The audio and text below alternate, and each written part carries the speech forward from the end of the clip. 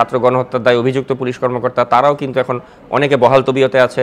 এমন হয়েছে যে অনেককে একবারে 2টি করে প্রমোশন দেওয়া হয়েছে 4 মাসের ব্যবধানে, বা 3টি করে প্রমোশন দেওয়া হয়েছে। ওই ধরনের পুলিশ কর্মকর্তাদেরও কিন্তু আমি নাগরিক টিভিতে এক্সপোজ করেছি। তো এটা কিন্তু অত্যন্ত দুঃখজনক যে তারা এখন এই সিস্টেমের সাথে নতুন করে তারা তাদের যে কানেকশন আছে সেটা কাজে লাগিয়ে তারা পদ পদবি বাগিয়ে নিচ্ছে, বড় বড় প্রমোশন বাগিয়ে নিচ্ছে। এবং এই পুলিশ কর্মকর্তারা কিন্তু আসলে তারা দেশপ্রেমিক না, কারণ তারা একটা ফ্যাসিস্টের দোসর হিসেবে দীর্ঘদিন কাজ করেছে।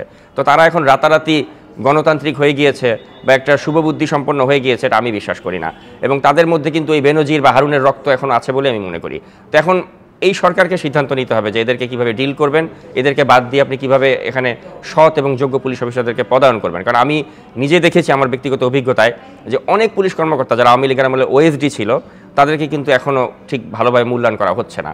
অনেক বঞ্চিত পুলিশ অফিসার রয়েছেন যারা আমার কাছে যোগাযোগ করেন এবং আমাকে বলেন যে আপনি আমাদের জন্য একটু তদবির করেন।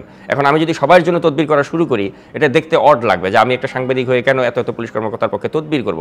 কিন্তু ব্যাপারটা হচ্ছে এমনই যে তারা অসহায়, তারা মনে করে যে আমি হয়তো তাদের হয়ে যদি একটা জায়গায় ফোন করি তাদের হয়তো একটু ভালো হবে।